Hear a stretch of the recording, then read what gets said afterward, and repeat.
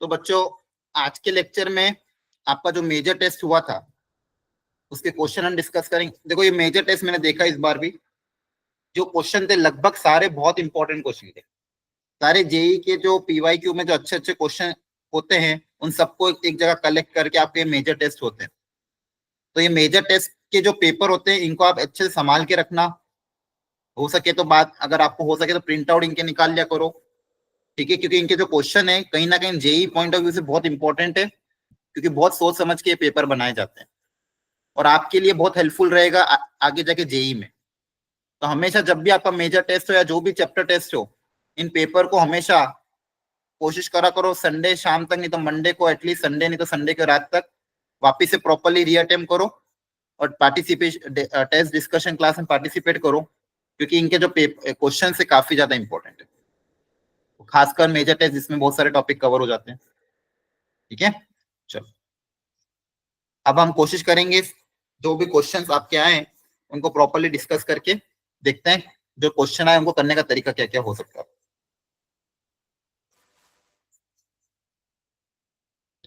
सबसे पहला क्वेश्चन ये था, देखो ध्यान से, है ना, ये आपके टेस्ट में पहला क्वेश्चन आया था। अगेन वेरी अच्छा, बहुत अच्छा क्वेश्चन है ये। मेंस लेवल पे सारे क्वेश्चन बहुत बहुत अच्छे थे एक्चुअली में, तो इसलिए इसको एज उस पूरे पेपर को एज ए इंपॉर्टेंट मार्क करके प्रिंट आउट निकाल के अपने पास सेव करके रख लेना। चलो देखो ध्यान से पहला क्वेश्चन। यहाँ पे देखो एक रिलेशन दिया हुआ था, a sine inverse x plus b cos inverse x equal to c. A b c कोई कांस्टेंट है, अननोन है। वो पूछा था कि a sine inverse x plus b cos inverse x की वैल्यू बताओ। अब ऑप्शन में अगर आप देखोगे तो आंसर ए बी सी के टर्म्स में ही आ रहा है, तो मुझे साइन इनवर्स और कॉस इनवर्स पता करना पड़ेगा, है ना। साइन इनवर्स और कॉस इनवर्स पता करना पड़ेगा, तभी मैं उनकी वैल्यू यहाँ पुटअप करके आंसर निकाल पाऊंगा। अब इक्वेशन तो एक है, अननोन दो है। इक्वेशन तो एक है, अननोन दो है, तो कैसे हम साइन इनवर्स और कॉस इनवर्स पता करें, बताओ anyone.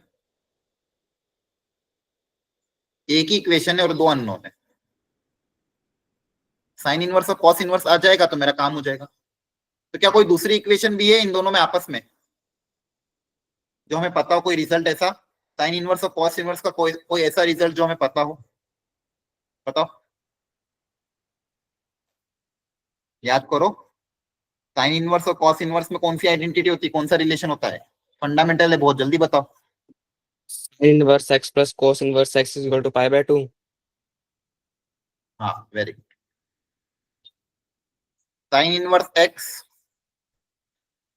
Plus cos inverse x की वैल्यू किसके बराबर होती है, पाई बाय 2 के बराबर होती है। याद आ रहा है? Yes sir. अब आपके पास दो इक्वेशन आ गई, इक्वेशन नंबर 1, इक्वेशन नंबर 2, दो इक्वेशन दो वेरिएबल, इनको सॉल्व करके आप साइन इनवर्स कॉस इनवर्स निकाल सकते हो।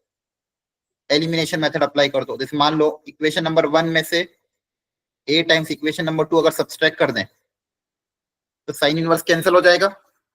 आपके पास इक्वेशन क्या आ जाएगी, minus b cos inverse x minus a cos inverse x equal to c minus a pi by 2, है ना। सेकेंड इक्वेशन को ए से मल्टीप्लाई करके अगर सब्सट्रैक्ट करोगे तो साइन इनवर्स उड़ जाएगा, तो यहाँ पे कॉस इनवर्स एक्स की वैल्यू आ जाएगी। Cos inverse x common, minus cos inverse x common, या फिर जो भी कॉमन लेना हो, minus a minus b equal to c minus pi by 2। यहाँ से कॉस इनवर्स क्या बोल सकते हो आप, ये उधर जाके डिवाइड हो जाएगा, इधर से मानो माइनस कॉमन ले लो, तो a pi by 2 minus c divided by a plus, ये कॉस इनवर्स की वैल्यू। अब इसी वैल्यू को यहाँ पे रख देना तो साइन इनवर्स भी आ जाएगा। Yes sir. तो साइन इनवर्स को क्या लिख दोगे, पाई by 2 minus cos inverse x.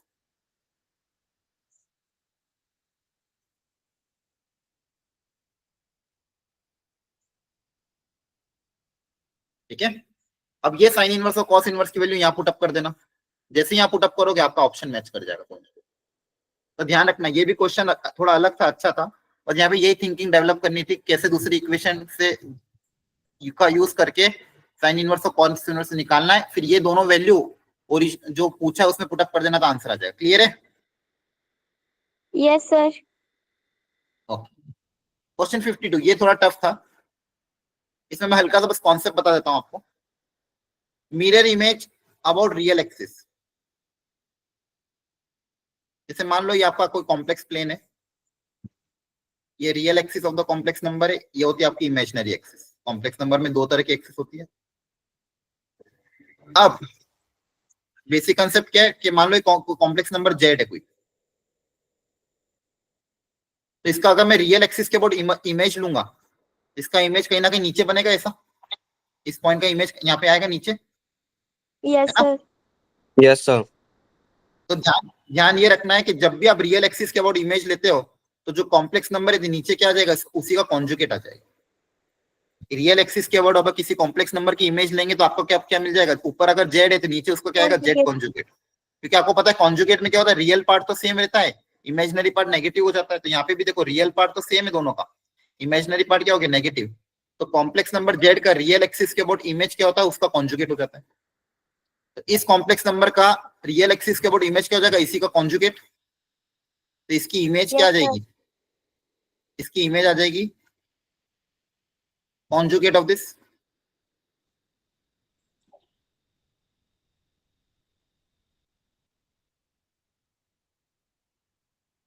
तो यहाँ पे आ जाएगा conjugate of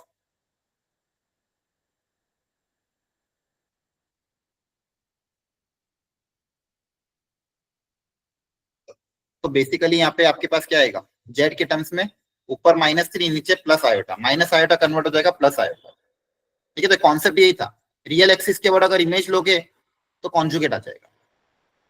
next F x दिया हुआ, ये क्वेश्चन किया था, बताओ। सिंपल वैल्यू पुटअप करनी थी और कुछ भी नहीं, बताओ कर पाए थे एग्जाम में? अगर वैल्यू रखोगे तो थोड़ा ध्यान से करना था एक्चुअली, इसको लॉग की प्रॉपर्टी भी अप्लाई हो। इस इक्वेशन में वैल्यू पुटअप कर दो तो क्या आ जाएगा, F x into F of 4। F of 4 क्या हो जाएगा, एफ एक्स की वैल्यू भी रख दो, एफ एक्स की जगह क्या आ जाएगा, cos of log x. F of 4 क्या हो जाएगा, कॉस ऑफ लॉग 4। समझ रहा है, एफ एक्स इंटू एफ 4 ये हो जाएगा -1/2। एफ ऑफ एक्स बाई 4 कैसे निकालेंगे, जहां जहां भी एक्स उसकी जगह एक्स बाई 4 आ जाएगा। Yes, cos sir. Of Yes, sir. Log x की जगह क्या आ जाएगा, x by 4 plus cos of 4x, sorry F of 4x। तो एफ ऑफ 4x क्या आएगा, जहां जहां भी x उसकी जगह 4x आ जाएगा। Cos. No. अब यहाँ पे थोड़ी प्रॉपर्टी अप्लाई कर देते हैं। सबसे पहले तो log of a by b, log of a by b की प्रॉपर्टी क्या होती है, log a minus log b, है ना। log of m by n की प्रॉपर्टी क्या होती है, log m minus log n। और Yes, log sir. Of m into n की प्रॉपर्टी Yes, क्या होती है, log of m plus log n। तो यहाँ पे प्रोडक्ट एडिशन में टूट जाएगा, तो हो जाएगा log 4 प्लस log x। अब यहाँ पे cos c plus cos d की प्रॉपर्टी अप्लाई हो। cos में दो एंगल है, cos of some angle plus cos of some angle, तो कौन सा फॉर्मूला अप्लाई होगा, cos c plus cos d वाला। cos c plus cos d का फॉर्मूला क्या था, तो 2 cos c plus d by 2 into cos c minus d by 2। तो ये हो जाएगा 2 cos c plus d by 2। तो इन दोनों को ऐड करोगे तो देखो ध्यान से, ऐड करोगे तो क्या होगा, log 4 कैंसिल हो जाएगा, log x plus log Yes, x, sir. 2 log x by 2, 2 log x by 2 क्या बचेगा, log x बचेगा सिर्फ, Yes, sir. है ना, into cos c minus d by 2। c minus d, इन दोनों को माइनस जब करेंगे तो log x कैंसिल हो जाएगा, log 4 plus log 4, 2 log 4 divide by 2 करोगे तो सिर्फ log 4 बचेगा, माइनस बचेगा, लेकिन माइनस से कुछ फर्क नहीं पड़ता कॉस में। अब ये 2 से ये 2 कैंसिल, तो आपके पास क्या बचेगा, cos of log x into cos of log 4। और ओरिजिनली में भी यही इधर आगे क्या बचा हुआ था, ये था, तो दोनों तो सेम ही आ गए। Yes, sir. तो दोनों सेम नंबर का डिफरेंस लोगे तो आंसर क्या आ जाएगा, 0। 0. क्लियर होगा, तो क्वेश्चन में बस वैल्यू पुट अप करना था और एक लॉग की छोटी सी स्टेप अप्लाई करके cos c plus cos d का ट्रिग्नोमेट्री का फॉर्मूला अप्लाई करना था। अगर ये एग्जाम में करते तो डुएबल था। ठीक है, तो ये भी क्वेश्चन इसलिए है कि आपको कभी भी कोई देख के डायरेक्ट नहीं छोड़ना, एटलीस्ट एक बार ट्राई जरूर करना चाहिए।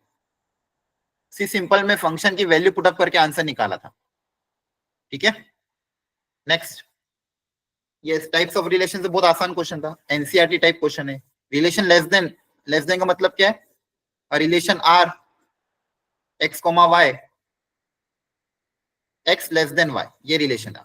एक्स कोमा वाई ये लेना है, और x comma y belongs to natural number, ये रिलेशन दिया। तो आपको रिफ्लेक्सिव सिमेट्रिक ट्रांजिटिव चेक करना है।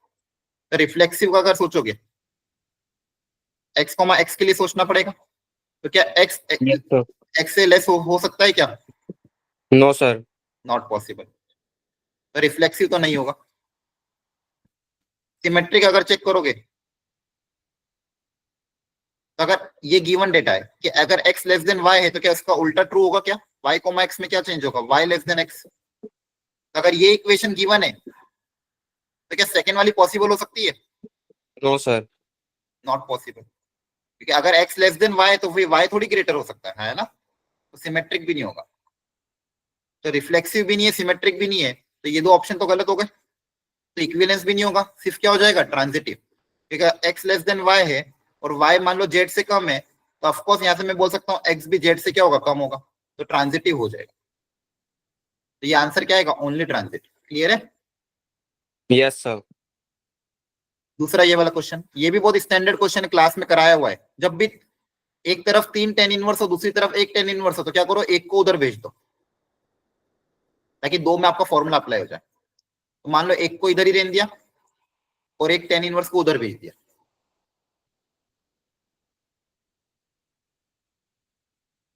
अब यहाँ पे कौन सा फॉर्मूला अप्लाई होगा? tan inverse x plus tan inverse y वाला, उधर tan inverse x minus tan inverse y वाला। दोनों जगह फॉर्मूला अप्लाई करोगे, फिर जो भी tan इनवर्स में आएगा उनको आपस में कंपेयर कर देंगे। आ रही बात समझ में? Yes, sir. यहाँ पे LHS में कौन सा फॉर्मूला अप्लाई करोगे? tan, सबको फॉर्मूला तो याद है? ये तो फंडामेंटल फॉर्मूला सबसे ज्यादा इंपॉर्टेंट है। तो ये वाला फॉर्मूला सब लोग अप्लाई करके जरूर एक बार घर पे ट्राई करना। Yes, sir. ये हो जाएगा tan इनवर्स ऑफ x प्लस y upon 1 minus x y, और माइनस में हो जाएगा 1 x minus y upon 1 plus x y. दोनों फॉर्मूला अप्लाई करके इक्वेट कर देना। तो ये भी डुएबल क्वेश्चन था, बस पहली स्टेप ध्यान रखनी थी। अच्छा, इसको करने का एक तरीका और है। देखो, इनवर्स ट्रिग्नोमेट्री में एक चीज ध्यान रखना, अगर मान लो फॉर्मूला भी याद नहीं, कुछ भी याद नहीं है, तो वैल्यू पुट अप करके भी आंसर निकाल सकते हो। ऑप्शन रख रख के देख लेना, ठीक है? अगर ऑप्शन रख रख के देखोगे तो भी आंसर निकल जाएगा। क्लियर है? Yes, sir. जैसे मान लो x को जीरो रख के देखना, तो x इक्वल टू 0 रख के देखो सेटिस्फाई कर रहा है क्या? करो, चलो ऑप्शन से ट्राई करो।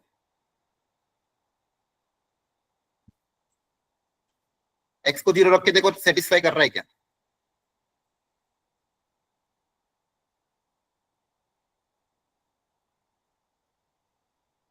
ध्यान रखना, ये इनवर्स ट्रिग्नोमेट्री में बहुत सी बार ऑप्शन से भी हो जाता है।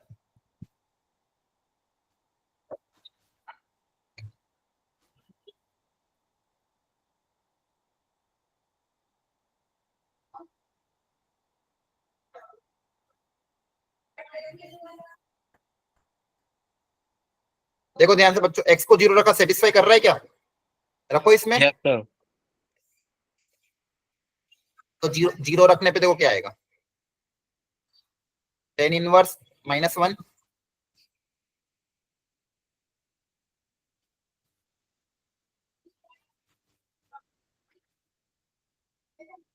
देखो, इससे tan इनवर्स -1 की वैल्यू बताओ क्या होती थी?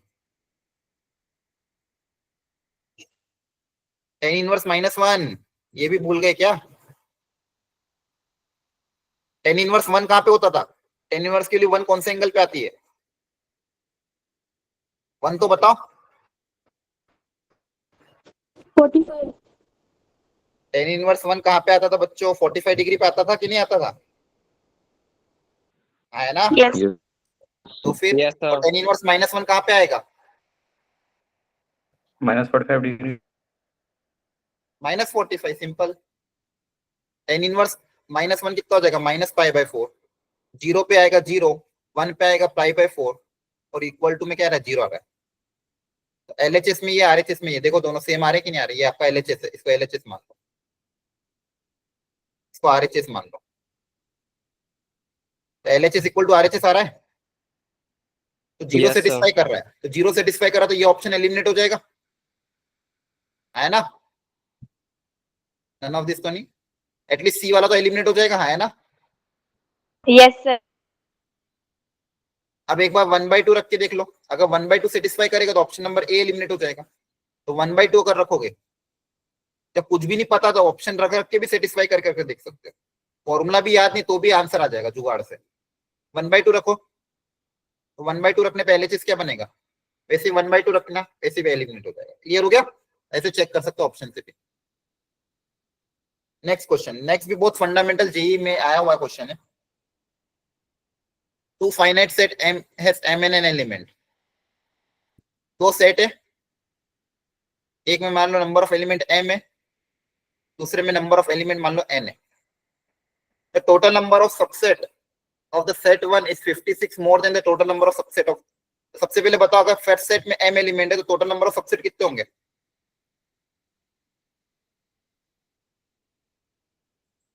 सेट ए के कितने सबसेट होंगे? फॉर्मूला क्या होता है नंबर ऑफ सबसेट का? 2 raised to power n. 2 raised to power हाँ, 2 raised to power 1. तो फिर ये तो पता होना चाहिए सबको, इतना टाइम लग रहा है बदलने में। Total number of subset of a और total number of subset of set b कितना हो जाएगा? 2 to the power power n. n। अब क्वेश्चन में क्या बोला है, एक में दूसरे से 56, number of subset in A is 56 more than the B. तो अकॉर्डिंग टू द क्वेश्चन क्या बोलोगे? According to question, number of subset in B is 56 more than the number of subset in A. Sorry, number of subset in A is 56 more than the number of subset in B. अब ये equation है और इस एक equation से आपको m और n निकल, इक्वेशन एक ही, अननोन दो है, तो कहीं ना कहीं कंपेयर करके या फिर वैल्यू पुट अप करके आंसर सोचना पड़ेगा। तो बताओ यहां से कैसे सोचे,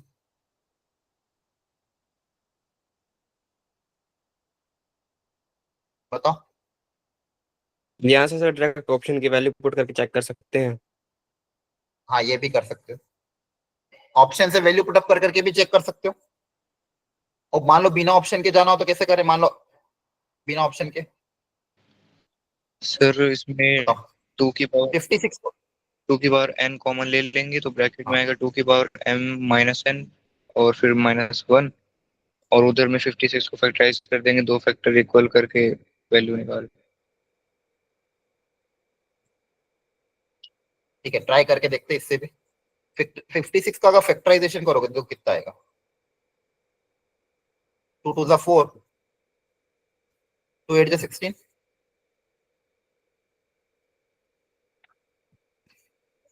ये आएगा क्या? चेक करना, आया यस ना? Sir, yes sir. Yes, sir. Yes, sir. तो यार 2 इंटू 2 इंटू 2 इंटू 7 है ना? मुझे 2 की Yes, power sir. n minus 2 की पावर n बनाना है, तो कैसे करेंगे इसको? 2 क्यूब इंटू 7 आ रहा है। अच्छा, 7 को लिखने का एक और तरीका है, 8 माइनस 1, आया ना? Yes sir. Yes, sir. मैं डिफरेंस क्रिएट कर रहा हूँ देखो, और 2 की टर्म्स में करना है इसलिए 8 क्रिएट करा। 8 को वापस क्या लिख सकते हैं? 2 क्यूब माइनस 1, बोलो, Yes, sir. समझ में आ रहा है? Yes sir. जान पूछ के यस क्रिएट सर। किया। अब इसको अंदर भेज देना, तो जगह बेस से में पावर ऐड हो जाएगी। अब कंपेयर करके पता कर सकते हो 6,3 है ना? क्लियर है? बाकी दूसरा ऑप्शन था कि ऑप्शन से रख रख के भी कर सकते हो। आगे बात समझ में? Yes sir. ये भी बहुत अच्छा question. Total number of ways in this number can be split as a factor of into two factor which are relatively prime. सबसे पहले सब लोग इसका प्राइम फैक्टराइजेशन करो, कितना होगा वो मुझे बताओ, कितना आएगा? अपनी अपनी कॉपी में इसका प्राइम फैक्टराइजेशन करो पहले,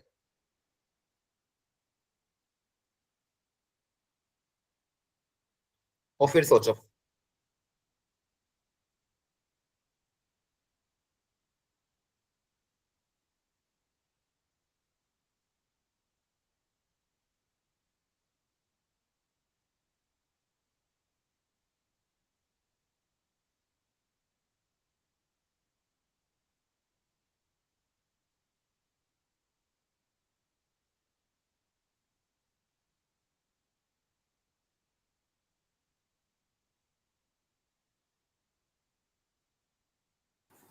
हाँ हो गया, बोलो। Yes sir. तो मुझे बताओ इसको, इसका प्राइम फैक्टराइजेशन कितना आ रहा है? 2 की पावर कितना आ रहा है? 2 की पावर 2. 2 की पावर 3 की पावर, 1 1. फिर नेक्स्ट 5 आ रहा है, Yes sir. 5 की पावर 2. 2। 2 अगला कुछ क्या आ रहा है? 7, 11 and 13. 7 की पावर 1. 1 11 की पावर 1. 1 और 13 की पावर 1. 1 1 ठीक है। तो ये इसका प्राइम फैक्टराइजेशन हो गया। अब आपको ऐसे नंबर सिलेक्ट करने which are relatively prime. Relatively prime, relatively prime का मतलब क्या होता है? जैसे मान लो एक ले लिया 2,3, जो आपस में रिलेटिवली क्या है, प्राइम है ना? आ रही बात समझ में? अब देखो ध्यान से, अब 2 की कौन कौन सी पावर अलाउड होगी एक्चुअली में? सारी पावर नहीं ले सकता मैं। 2 की पावर 0, 2 की पावर 1 ही ले पाऊंगा। 2 की पावर 0 हो जाएगा 1, 1 के साथ भी किसी और को लूंगा तो रिलेटिवली प्राइम ही रहेगा। 1,3 ले लिया तो भी रिलेटिवली प्राइम है, एक दूसरे की टेबल में नहीं आते दोनों, है ना? Yes sir. 5,3 भी ले सकते हैं। तो ये दो ही ले सकता हूं, क्योंकि अगर 4 लिया तो 4 के साथ फिर दिक्कत आ जाएगी। फिर मान लो 3 है तो 3 की भी 2 पावर अलाउड है, 3 की पावर 0, 3 की पावर 1। 5 की भी 2 पावर ही अलाउड है, 5 की पावर 0, 5 की पावर 1। 7 की भी 7 की पावर 0, 7 की पावर 1। 11 की पावर 0, 11 की पावर 1। ये तो 5 स्क्वायर लिया, 25 ले लिया तो 25 तो प्राइम नहीं हो पाएगा। यहाँ पे भी अलाउड कौन कौन सी? 13 की पावर 0, 13 की पावर 1। तो यहाँ पे आपके पास ये वैल्यू अलाउड है, तो टोटल नंबर ऑफ पेयरिंग कितनी बन जाएगी? टोटल नंबर ऑफ पेयरिंग्स, 2 को लेने के तरीके कितने? 2। 3 को सिलेक्ट करने के 2 तरीके, 5 को सिलेक्ट करने के 2 तरीके, 7 को सिलेक्ट करने के 2 तरीके, 11 को सिलेक्ट करने के 2 तरीके और 13 को भी सिलेक्ट करने के 2 तरीके। तो टोटल नंबर ऑफ वेज कितना हो जाएगा? 2 की पावर 6, दैट इज 64। 64. हाँ, लेकिन यहाँ पे एक बात ये ध्यान रखनी, मान लो आपने ले लिया आपको बस दो फैक्टर लेने। मान लो आपने ले लिया 2,3 और एक फैक्टर लिया 3,2। अब ये दोनों सेम ही होंगे ना, आपने पेयर तो सेम ही सिलेक्ट किया। 2 और 3 रिलेटिवली प्राइम है, 3 और 2 भी रहते हैं। इन दोनों को एक बार ही काउंट करोगे, 2 बार काउंट करोगे? सेम, ये दोनों सेम ही आएंगे, है ना? क्योंकि पेयर तो सेम ही है। 2 3 3 2 मतलब आपने 2 नंबर तो सेम ही लिए, जिसको आप एक ही बार काउंट करोगे तो आपका नंबर ऑफ यूनिक कितना आ जाएगा? यूनिक पेयर, इसको 2 से क्या करना पड़ेगा? डिवाइड। बिकॉज यहाँ पे जो आपने ए कोमा बी लिया है तो बी कोमा ए वो क्या होगा? सेम होगा, क्योंकि ओवरऑल आपको पेयर ही काउंट करना है। तो आपका आंसर क्या आएगा? 32। टोटल नंबर ऑफ पेयर्स कितने बनेंगे? 64। लेकिन उसमें से ये सेम सेम टाइप के भी डबल डबल बार रिपीट होंगे, 3 2 2 3, तो उसको अपन को एक ही बार काउंट करना है, इसलिए टोटल आंसर को 2 से वापस डिवाइड करना पड़ेगा। तो आपका आंसर आएगा 32 यूनिक पेयर। कभी भी ऐसा क्वेश्चन आए तब ऐसे ही करना, ध्यान रखना। नेक्स्ट, बी एक 3x3 मैट्रिक्स है, बी स्क्वायर की वैल्यू नल मैट्रिक्स के बराबर गिवन है, पूछा इसकी डिटरमिनेंट की वैल्यू क्या होगी? तो सबसे पहले तो आपको इसको सिंप्लीफाई करना पड़ेगा। आई प्लस बी की पावर 50 को, आपको मैंने बताया था मैट्रिसेस में ए प्लस बी की पावर एन का जो एक्सपांशन है, ये वाला फॉर्मूला मैं कब अप्लाई कर सकता हूँ? इसके लिए कंडीशन बताई थी। ये वाला फॉर्मूला हम कब अप्लाई कर सकते हैं? जब a b is equal to b a होगा। वेरी गुड, बहुत बढ़िया। ए और बी कम्यूट करे एक दूसरे को, इस फॉर्मूला मैंने लिखवाया भी था आपको बहुत प्रॉपर्ली। ये वाला formula, this formula is applicable, लिख लो, अभी भी नहीं याद होता।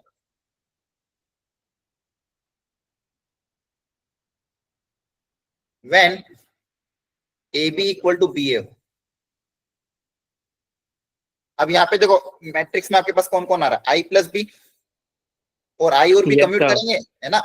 आई इंटू बी करो या बी इंटू आई करो, बात सेम ही। तो यहाँ पे वाला फॉर्मूला अप्लाई कर सकते हैं। Yes sir. Very good. I into b और बी इंटू आई की वैल्यू सेम होती है, तो यहाँ पे जब फॉर्मूला अप्लाई करोगे 50C0 आई की पावर 50 मतलब वो आई होगा, प्लस 50C1 आई की power 49 into B, plus 50C2 I की power 48 into B square and so on.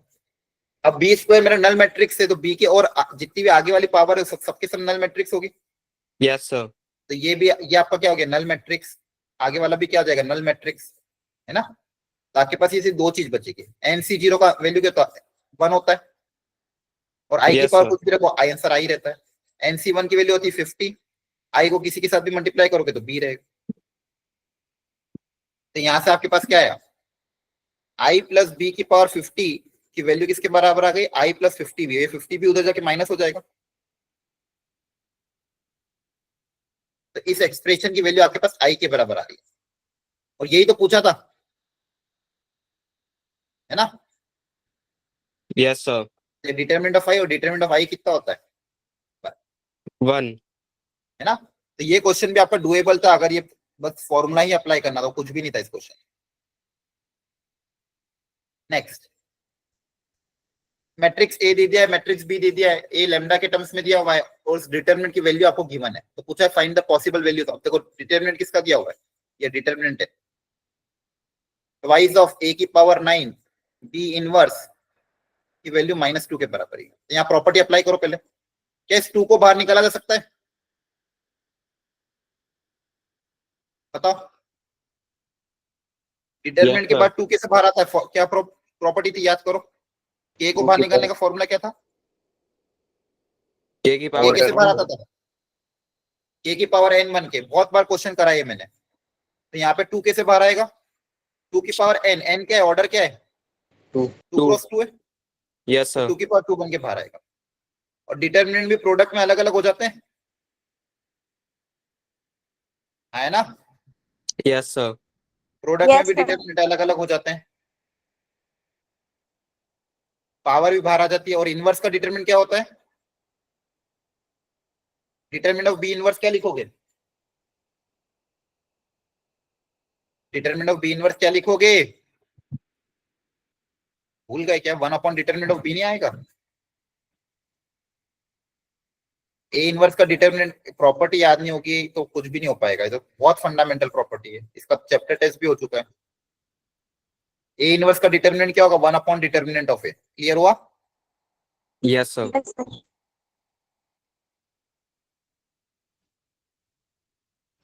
यहां तक समझ में आया,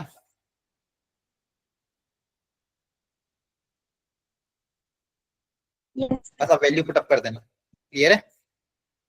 डिटरमिनेंट ऑफ Yes, ए और sir. डिटरमिनेंट ऑफ बी की वैल्यू पुटअप करना, और फिर पता करना है ए की लैम्डा की कितनी पॉसिबल वैल्यूज है। नेक्स्ट, अब देखो ये कितना फंडामेंटल आसान क्वेश्चन था, ये तो डुएबल था। याद करो साइन इनवर्स 1/2 कौन से एंगल पे आएगा, 5/6. Very good, π/6। और कॉसेक इनवर्स -2 है, तो कॉसेक इनवर्स -2 को क्या लिख सकते हैं, साइन इनवर्स -1/2, है ना। Yes, sir.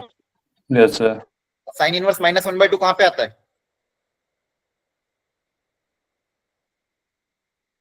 5/2. Sine inverse 5/6. π/6 के -π/6, Minus 5/6. 5. कैसे भूल रहे हो आप सब, इतने ज्यादा टाइम लग रहा है। याद करो साइन इनवर्स ऑफ -x को क्या लिखते थे, माइनस साइन इनवर्स x, और कॉस ये सेम वर्क करता है टेन इनवर्स के लिए भी, ये तीनों एक ही टीम में आते हैं। और एक और कौन होता है, कॉसेक,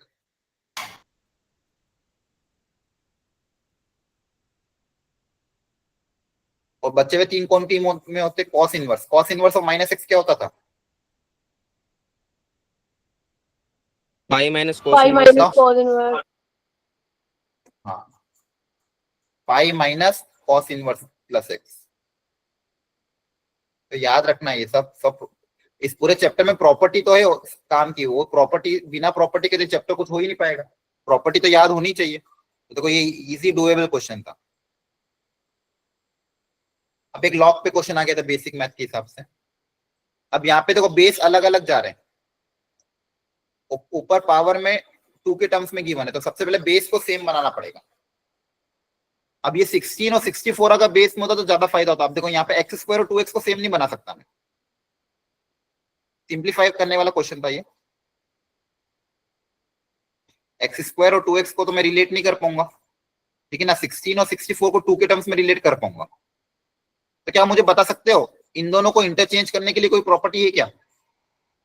नंबर और बेस को अगर आपस में इंटरचेंज करना है तो, ए और बी को अगर आपस में इंटरचेंज करना है तो कोई प्रॉपर्टी है लॉग की? 1/log भी है। हाँ, इनको अगर आपस में इंटरचेंज करना तो रेसिप्रोकल करके इंटरचेंज कर सकते हो। ए ऊपर आ जाएगा, बी नीचे आ जाएगा। देखो लॉग की प्रॉपर्टीज तो याद होनी ही चाहिए फंडामेंटल, और लॉग के क्वेश्चन आ सकते हैं बेसिक मैथ के हिसाब से। अगले टेस्ट में फिर ध्यान रखना। तो मैं यहाँ पे इनको रेसिप्रोकल कर रहा हूँ, तो एक्स स्क्वायर ऊपर चला जाएगा, 16 नीचे आ जाएगा। क्लियर है? Yes sir. यहाँ 64 नीचे आ जाएगा, 2x ऊपर चला जाएगा। बहुत अच्छा क्वेश्चन था, लॉग की सारी प्रॉपर्टी याद करवाई इसने। अब मुझे बताओ जब भी बेस में पावर होती थी क्या होता था? जैसे मान लो लॉग ऑफ p है a की पावर m, तो ये बेस की पावर कैसे बाहर आती थी? 1/m। 1/m। 1/m। तो यहाँ पे क्या आ जाएगा? 2 की पावर 4, यहाँ पे क्या आएगा? 2 की पावर 6, है ना? बोलो। Yes sir. तो ये 1/4 बन के बाहर आ जाएगी। Yes sir. बेस क्या हो जाएगा? 2। यहाँ पे भी 1/6 बन के बाहर आ जाएगी। बेस क्या हो जाएगा? 2।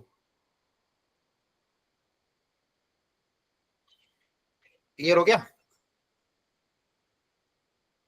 Yes sir. अब 4 को उधर भेज दो, 2 को बाहर ले लो, ये 4 ऊपर चला जाएगा, ये पावर का 2 भी नीचे आगे आ जाएगा।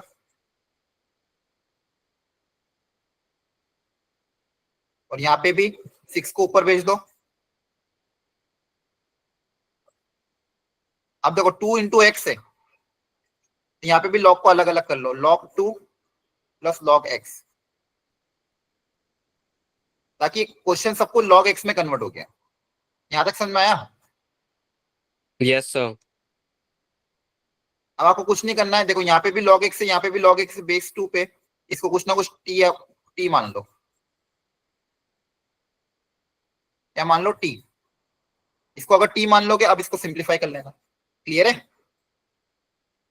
अब डुएबल है। टी मान के जो भी इक्वेशन बने उस इक्वेशन को सॉल्व कर लेना, लीनियर इक्वेशन बनेगी या क्वाड्रेटिक बनेगी, देख लेना। log x को t मान लेना, t में सिंप्लीफाई हो जाएगा। आ रही बात समझ में? Yes sir. अच्छा क्वेश्चन था, लॉग का घर पे जाके वापस ट्राई करना। अगेन ये भी बहुत अच्छा क्वेश्चन है, ज्योमेट्री ऑफ कॉम्प्लेक्स नंबर का। इसमें पहले ये बात सीखना, mod of z minus a, ये क्या डिनोट करता है? लिख लो अपनी अपनी कॉपी में। जब भी आपके पास ऐसा कुछ दिए, z कोई कॉम्प्लेक्स नंबर है, a मान लो कुछ है कांस्टेंट टाइप, तो z minus a denotes the distance between the complex number z and point a, 0। देखो कोई भी कॉम्प्लेक्स नंबर एक पॉइंट को ही डिनोट करता है। जैसे मान लो मैं बोलता हूँ 3 + 4 आयोटा, तो 3 + 4 आयोटा कोई ना कोई एक पॉइंट होगा कॉम्प्लेक्स प्लेन में, है ना?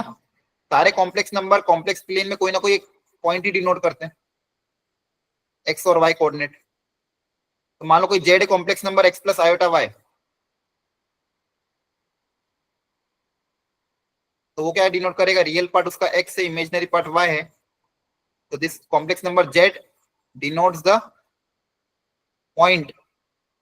अब z minus a, mod of z minus a क्या डिनोट करता है?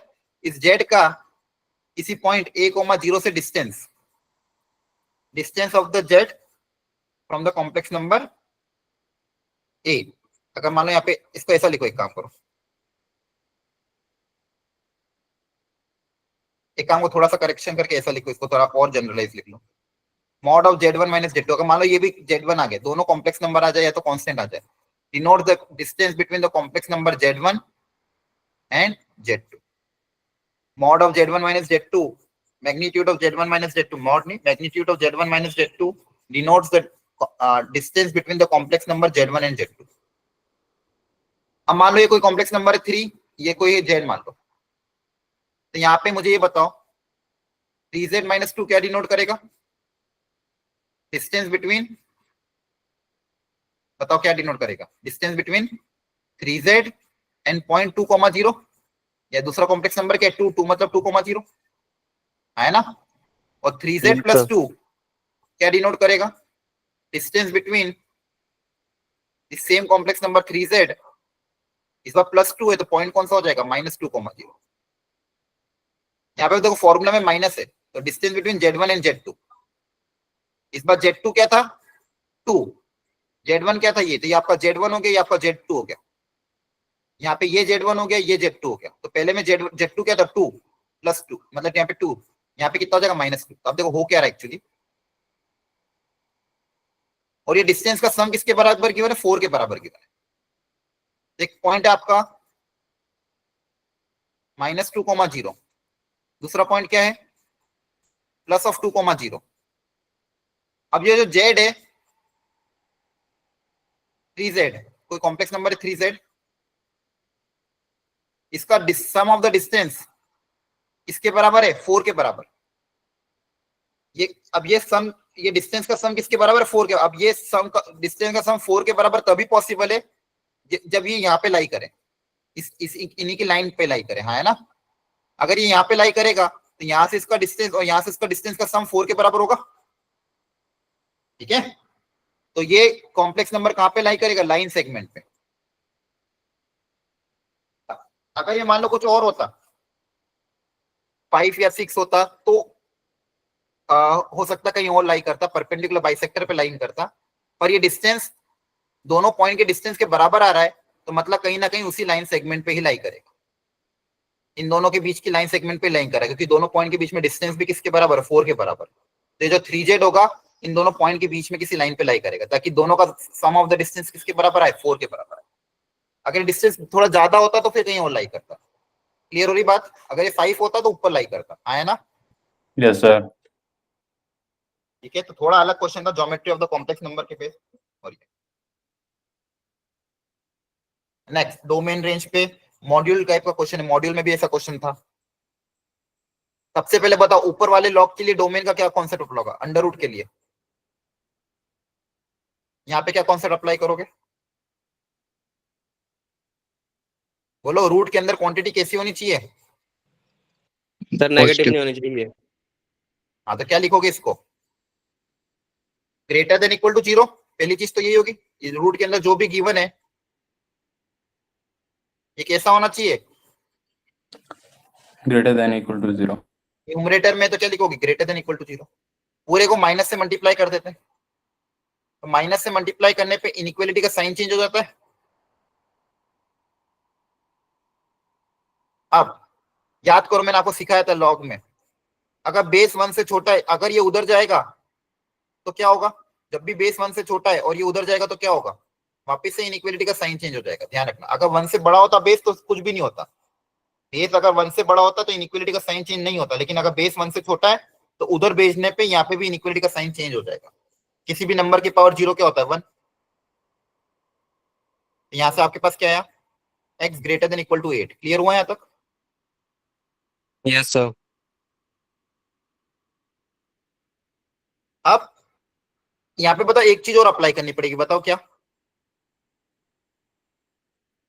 इसके अंदर एक, हाँ, लॉग के अंदर इनपुट, ये भी इसकी भी तो सोचना पड़ेगा. लॉग के अंदर इनपुट कैसा होना चाहिए? 1 से बड़ा. ग्रेटर देन नहीं, 0. Greater than 0. ध्यान रखना, लॉग के अंदर इनपुट भी क्या होना चाहिए? Greater then 0. तो यहाँ से क्या आएगा? x greater then 7. तो इन दोनों को सेटिस्फाई करना है, दोनों का क्या लोगे? इंटरसेक्शन. तो इसका काम हो गया. ये देखो, एक चीज तो क्या, रूट के अंदर quantity greater than equal to 0. दूसरा चीज क्या, लॉग के अंदर इनपुट ग्रेटर देन 0. ये दो हो गए. अब तीसरा काम, डिनोमिनेटर में ये भी रूट के अंदर आ रहा है, इसके लिए क्या प्रॉपर्टी अप्लाई होगी? पॉजिटिव होना चाहिए और नॉट इक्वल टू 0. हाँ, तो very good. Positive not equal to 0 मतलब ग्रेटर देन 0 कर दें, यस सर. है ना? पूरे को माइनस से मल्टीप्लाई कर दोगे तो इनइक्वालिटी का साइन चेंज हो जाएगा, इसके फैक्टर बना लो। क्या बन रहे इसके फैक्टर? 10 टू 20, एक फैक्टर बनेगा x minus 10, x minus 2 less than 0। Plot कर दो 2,10 plus minus plus less than 0, मतलब ये यहां से वैल्यू क्या आई? 2 से 10, ओपन ब्रैकेट 2 से 10। आपके पास देखो 3 आंसर है। अब इन तीनों आंसर का क्या होगा? यूनियन के इंटरसेक्शन। इंटरसेक्शन।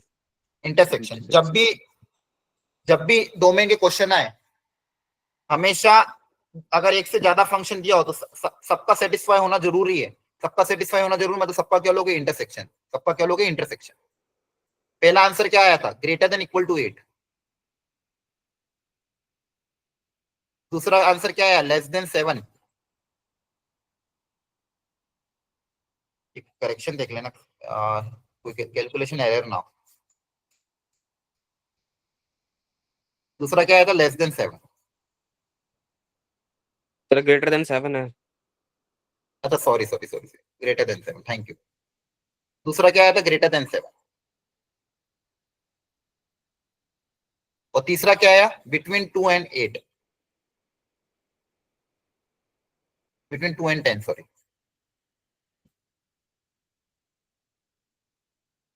अब देखो तीनों का कॉमन पार्ट कौन सा है ऐसा जो तीनों में आ रहा हो? सर 8 से 10 के बीच 8 to 10। हाँ, ये जो लाइन है ये इसमें भी आ रही, इसमें भी आ रही, इसमें भी आ रही है। क्लियर हो गया? तो क्लोज ब्रैकेट 8 से ओपन ब्रैकेट 10। समझ में आया? Yes, sir. क्लास में भी कराएं। जब भी ऐसे क्वेश्चन आते हैं अलग अलग प्रॉपर्ली सॉल्व करना पड़ेगा।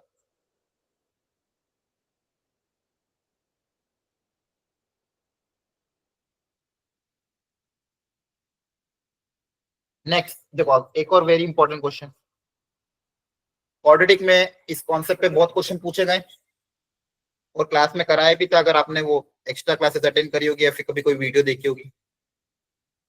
बोला है कि दोनों का कॉमन रूट है, तो मैंने आपको सिखाया था जब भी कॉमन रूट वाले क्वेश्चन आए दो तरीके होते हैं। अगर एक इक्वेशन में अननोन नहीं है तो उसके दोनों रूट निकाल के बची हुई इक्वेशन में सेटिस्फाई कर दो, और दोनों में अगर अननोन है तो अल्फा लेट अल्फा भी द कॉमन रूट मान के दोनों में अल्फा पुटअप करो और अल्फा निकालो दोनों से। तो ये सेकंड तरीका ही होगा। दोनों में अननोन एबीसी आ रहे हैं, आपको क्या मानना पड़ेगा? लेट अल्फा भी द कॉमन रूट। इसको करने का एक ही तरीका है बच्चों, और ये इंपॉर्टेंट टॉपिक भी है क्योंकि ये जेई के मेंस में आते हैं क्वेश्चन। लेट अल्फा भी तो कॉमन रूट, अल्फा अगर इसका कॉमन रूट है तो सेटिस्फाई करेगा। Yes sir. और यहां से भी क्या आ जाएगा? B alpha square plus c alpha plus 1 equal to 0। Clear है? Yes sir.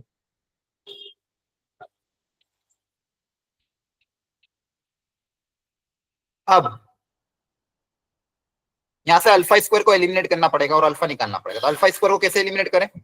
फर्स्ट इक्वेशन को बी से मल्टीप्लाई कर दें यस सर। और सब्सट्रैक्ट कर दो, तो ये अल्फा स्क्वायर हट जाएगा। यहाँ सब्सट्रैक्ट करोगे तो b square minus c into alpha plus c b minus 1 equal to 0। यहाँ से अल्फा कितना आ जाएगा? 1 minus c b upon b square minus c, alpha आ जाएगा। अब ये कॉमन रूट आ गया। अब आपको रिलेशन डेवलप करना, तो ये कॉमन रूट किसी भी इक्वेशन में वापस पुट अप कर देना, आंसर आ जाएगा। तो ये कॉमन रूट वापस मानो किसी भी इक्वेशन में रख दिया। इक्वेशन क्या थी? Alpha square plus B alpha plus C equal to 0 था। अब ये अल्फा की वैल्यू यहाँ पुट अप कर दो।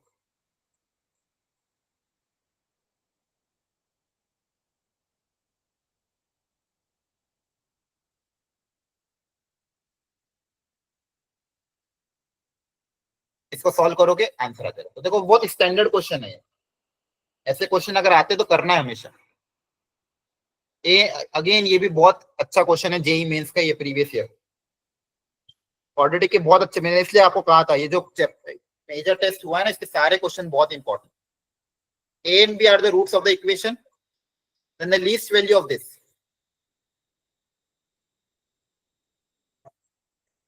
तो अगर A और B इसके रूट हैं तो आपको इस इक्वेशन की लीस्ट वैल्यू पता करनी है। तो थोड़ा सा बस मैनिपुलेशन टाइप का क्वेश्चन था ये। अच्छा, क्वाड्रेटिक इक्वेशन की लीस्ट वैल्यू कहाँ पे आती है? जैसे ये क्वाड्रेटिक है तो इसकी लीस्ट वैल्यू कहाँ पे आएगी? इसकी मिनिमम वैल्यू याद करो, क्वाड्रेटिक की मिनिमम कहाँ पे आती थी? वो पॉइंट कौन सा होता था? Formula minimum value of the quadratic upper parabola, ये मिनिमम कहाँ पे आता था? इसके कोऑर्डिनेट क्या होते थे? पीक पॉइंट के। क्वाड्रेटिक में जो वर्टेक्स होता है, इस वर्टेक्स के कोऑर्डिनेट क्या होते हैं? एक्स और वाई। एनीवन बताओ, एक्स कोऑर्डिनेट कितना होता था? -b/2a, और वाई कोऑर्डिनेट कितना होता है? -d/4 है, याद रखो। ठीक है, एक्स कोऑर्डिनेट -b/2 है, वाई कोऑर्डिनेट -d/4 है, तो इस क्वाड्रेटिक की मिनिमम वैल्यू कितनी आ जाएगी? -d/4 है।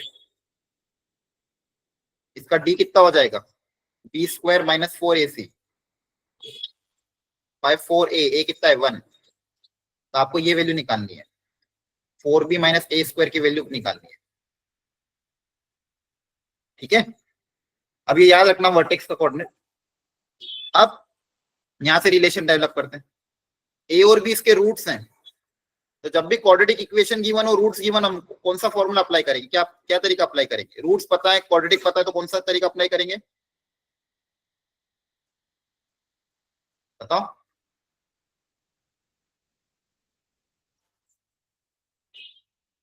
कुछ भी याद नहीं है क्या?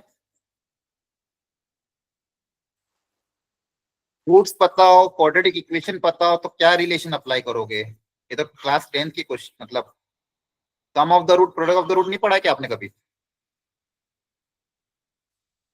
सम ऑफ द रूट का फॉर्मूला बताओ क्या होता है, और प्रोडक्ट ऑफ द रूट का फॉर्मूला क्या होता है? Hello,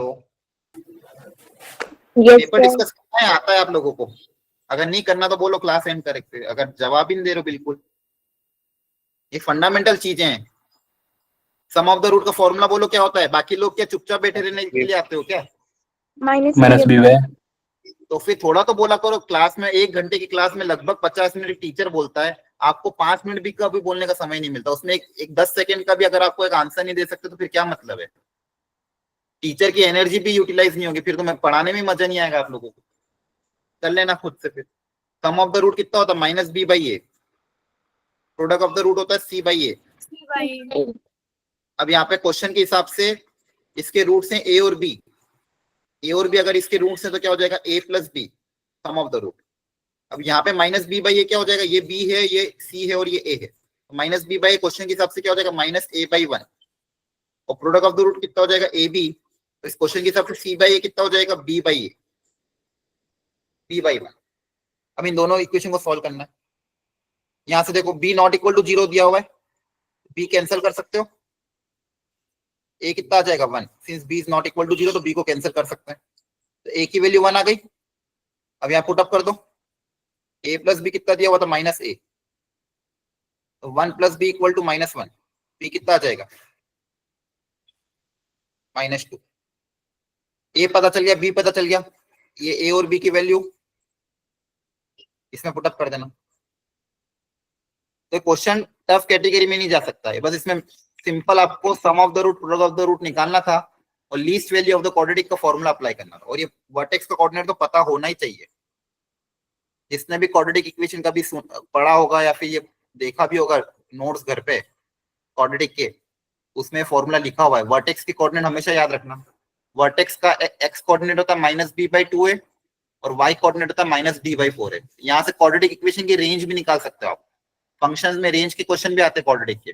find the range of the quadratic equation. तो रेंज क्या हो जाएगी? -d/4a से इंफिनिटी। ध्यान रखना आप। अगेन पीएनसी का बहुत अच्छा क्वेश्चन था एक और। Nisha has 5 points of different denomination, मतलब इसके पास 5 डिफरेंट ऑब्जेक्ट है, ए, बी, सी, डी और ई। 5 डिफरेंट ऑब्जेक्ट है मान लो निशा के पास। 5 डिफरेंट पॉइंट मतलब 5 डिफरेंट ऑब्जेक्ट, ऐसा सोच लो। Number of ways of selecting, मतलब इसको कितने तरीके से सिलेक्ट कर सकते हैं। तो ये वो फॉर्मूला हो गया। अगर मान लो कौन सा कॉन्सेप्ट है यहाँ पे? n डिफरेंट ऑब्जेक्ट है,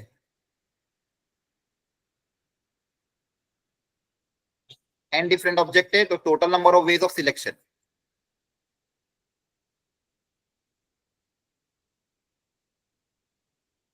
अगर n डिफरेंट ऑब्जेक्ट है तो total number of ways of selection क्या होता था, याद आ रहा है फॉर्मूला किसी को? अगर n डिफरेंट ऑब्जेक्ट है तो total number of ways of selection का फॉर्मूला क्या हो जाएगा? मान लो मेरे पास n डिफरेंट ऑब्जेक्ट, उसको सिलेक्ट करने या तो मैं एक सिलेक्ट करूंगा तो NC0, दो सिलेक्ट करने के तरीके NC1 NC2, तो NC0 plus NC1 plus NC2 plus NCn, इन सबका सम करेंगे तो फॉर्मूला बनेगा 2 की पावर n। याद रखना, total number of ways of selecting n different object is 2 की पावर n। अब यहाँ पे 5 डिफरेंट ऑब्जेक्ट, इसमें वो भी आ गए जिसमें एक भी ऑब्जेक्ट सिलेक्ट ना किया गया, तो यहाँ पे कितना हो जाएगा 2 की पावर 5। लेकिन मुझे कुछ ना कुछ तो सिलेक्ट करना ही है, ऐसा नहीं हो सकता कि मैं कुछ भी सिलेक्ट ना करूं, क्योंकि मेरे पास कुछ ना कुछ तो सम आएगा ही। तो मैं क्या कर दूंगा -1, -1 मतलब मैं कुछ भी सिलेक्ट ना किया गया वो तरीका आपने माइनस कर दिया, ताकि बस टोटल कितने डिफरेंट तरीके के सम आ सकते हैं, 31 तरीके। ये फॉर्मूला याद रखना, जब भी आपके पास n डिफरेंट ऑब्जेक्ट हो, जब भी आपके पास n डिफरेंट ऑब्जेक्ट हो, तो total number of ways of selecting n different object का फॉर्मूला क्या हो जाएगा 2 की पावर n। अब इसमें वो तरीके भी आ गए जिसमें कोई भी ऑब्जेक्ट सिलेक्ट ना किया गया, तो कम से कम अगर एक सिलेक्ट करना है तो -1 कर देना फाइनल आंसर। तो आंसर क्या हो जाएगा 2 की पावर n -1। तो यहाँ पे अगर एक लिख देता हूँ, if at least 1 has to be selected,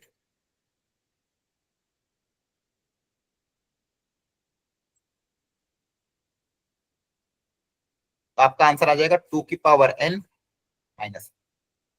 if at least 1 has to be selected तब क्या लिख दोगे 2 की पावर n माइनस। ठीक है, तो ये फॉर्मूला याद रखना, फॉर्मूला बेस्ड क्वेश्चन पर। इसके बाद ये क्वेश्चन बहुत अच्छे थे, ये थोड़े टफ के थे, लेकिन ट्रिग्नोमेट्री के और ये ट्रिग्नोमेट्री के 3 क्वेश्चन आए थे, इनवर्स ट्रिग्नोमेट्री और ट्रिग्नोमेट्री के। ये परम्यूटेशन का वापस एक क्वेश्चन था, ये भी क्लास में आप करा रखा, अगर आपने वो परम्यूटेशन के वो वीडियो देखे होंगे तो क्वेश्चन करा रखे। मैं चाहता हूं इन क्वेश्चन को एक बार आप वापस घर पे ट्राई करो। ट्रिग्नोमेट्री अगर थोड़ी बहुत भी आती हो तो थोड़ा बहुत ट्राई करना, नहीं भी आती हो तो सॉल्यूशन से समझने की कोशिश करना। आ रही बात समझ में? Yes, sir. तो मैंने आपको 67 68 तक करा दिए, थोड़े बहुत जो क्वेश्चन बचे हुए हैं 5-6 क्वेश्चन 7 क्वेश्चन बचे हुए हैं, उसमें से कुछ तो बहुत इजी हैं इंटीजर टाइप में, तो बचे हुए क्वेश्चन एक बार घर पे वापस से ट्राई करना, और एक बार हमेशा पेपर के बाद हमेशा पेपर सॉल्व करा करो, बार बार बोला है आप लोगों को। ठीक है, तो आपकी आदत होनी चाहिए पेपर के बाद, अगर आपके पास पेपर नहीं है तो आप अलग से डाउट डिस्कशन ग्रुप में या टीचर के साथ मैसेज कर दो कि सर हमें पेपर भेज दो। मंडे को तो खिला ही जाता है पेपर आपके ग्रुप में, तो हमेशा ये आदत बनाओ कि पेपर के बाद पेपर सॉल्व करो, ये पेपर बहुत अच्छे बने हुए हैं। ठीक है, तो 3-4 क्वेश्चन बचे हुए हैं, एक बार फिर से उनको ट्राई करना, नेक्स्ट क्लास में वापस आप पूछ सकते हो, लेकिन एक बार अपनी तरफ से ट्राई करके आना। करोगे? Yes, sir. Yes, sir. Yes, sir. और Yes, अगली क्लास में हम लिमिट्स को आगे कंटिन्यू करेंगे, तो उसमें भी जो मैंने अब तक लिमिट्स में आपको पढ़ाया हुआ है वो सारी चीजें रिवाइज करके आना। क्लियर है? ताकि अगली क्लास में समझ में आए, डायरेक्ट मत आ जाना। अब अगला लेक्चर अपना कल ही है, तो लिमिट्स में अब तक मैंने जितना पढ़ा दिया है उसको प्रॉपर्ली रिवाइज करके आना, ताकि क्योंकि अगली क्लास इंपॉर्टेंट है। ठीक है, चलो, okay, Okay, sir. Thank you. Thank you Okay, everyone, sir. Thank you, sir. Thank you.